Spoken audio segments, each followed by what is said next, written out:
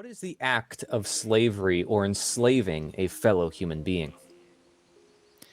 It is the claim of ownership over the life of another individual or their property, the involuntary servitude of an individual's labor to another, the control over the life of another by threat of violence. Now, people often hear about slavery, right, in school. It's a topic that a lot of people are taught about, particularly in America. We hear about the Civil War and the end of slavery happening after a war.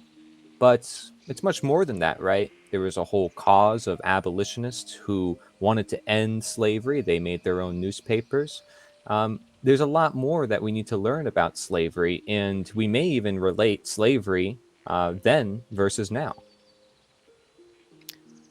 Exactly, and a lot of people don't know that there's many different types of slavery, whether it be chattel slavery like you're referring to, or just simple mental enslavement or coercive behavior that is, not always the most forward or in front type of slavery. It's more of the influence of the mind and controlling someone through their mental and emotional behavior.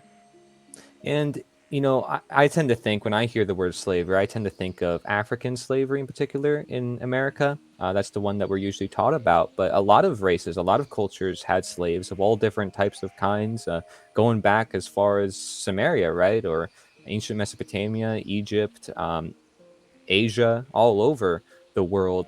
There's been this great practice, and there were ships bringing people overseas. We hear about a lot of this in school, and we typically think of people being chained, right, to like ships or being chained to agriculture fields and having to work the hard labor.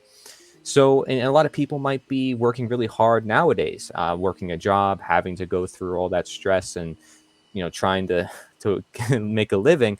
And it's hard, especially as prices rise and things in the world start getting a little chaotic. And maybe the least we can do is define these concepts and understand them, so maybe we can understand if it's maybe happening in today's world, if we're becoming in a more tyrannical state, more enslaved as a human species as a whole. Right, what do you think of that? Yeah, like you mentioned, a lot of people when they think of slavery, they automatically point to just the most overt recent type of slavery with the Africans, but like you said, it goes back to the beginning of human civilization and human history, and it's not always chains or whips or things like that. It's simply theft of someone's labor or theft of someone's freedom or ability to act in a behavior that is doesn't steal from someone else, basically stealing the someone's ability to freely act morally or righteously. Hmm. And we'll break down these concepts as we go on and we do more videos about this. But let's just look at what we read. We said the claim of ownership over the life of another individual or their property. So, what would it mean to make a claim of ownership? Does somebody have a rightful claim of ownership over somebody else? Do they properly, naturally, truthfully, morally own another person, their body? Are they in operation? Can I breathe for you, Aaron? No, you cannot. Hmm. And you couldn't make a claim. You couldn't, you can make a claim for what is yours and what is your property. Like you said, we'll get into it, but you can't breathe for me and you can't claim my oxygen and you can't claim, things that are already, free and exist to human beings. And that's your property, right? Because you own it. Well, So of you have the course, right to yeah. it. Yeah, yeah, exactly. My body is in my possession, I'm under my skin, no one else, and it belongs to me. Right. And then the second definition, maybe, why do we have three definitions here? Maybe it's because they're all kind of connected or they're just different ways of saying a similar thing. Because we're looking at one action of slavery. We may even get into the condition of slavery later on. What is involuntary? What does it mean for something to be involuntary? Well, simply enough, you're doing it against your own free will choice. It's compulsory or a decision that was made for you, meaning that someone is coercing you or threatening you to work for them without your consent, basically non-consensual. Hmm. And why would labor be important, right? Because I said that sometimes people nowadays may feel like they're working a job dead end. They're constantly having to work this grind, it feels like. And back then, somebody's labor, 100% of their labor would be going to their slave master, somebody who, again, claims to own them. And did that slave want to be a slave? Did that slave sign up? Maybe they did, or maybe they didn't. Maybe they were coerced into it, or maybe if they tried to escape, what would happen to them? These are questions we have to ask because in today's modern world, we have a lot of restrictions or things that might happen to our freedoms.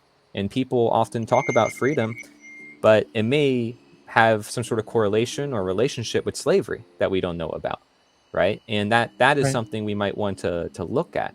So the third definition says the control over the life of another by threat of violence. So there we maybe see the coercion taking place, violence. What would you think violence is? Is it a violation on the rights of another? Is it breaching upon someone's property, their ownership, their rights? Maybe there's different ways of saying this.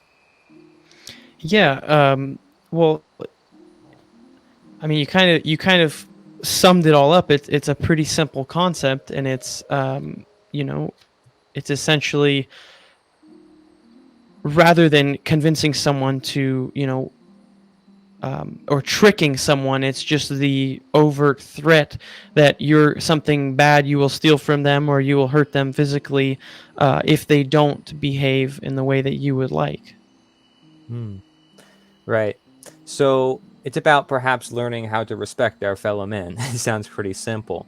And Right. in the 1800s, however, was it that simple? I mean, how many years have we gone with slavery, with chattel slavery, with balling people up in chains and thinking that that's legitimate, and controlling other people's lives as such and not seeing them as equal human beings? That's a powerful thing that is probably going to leave some sort of mark on humanity, I would assume, something that we can't just pass up and say, "Yeah, we ended it."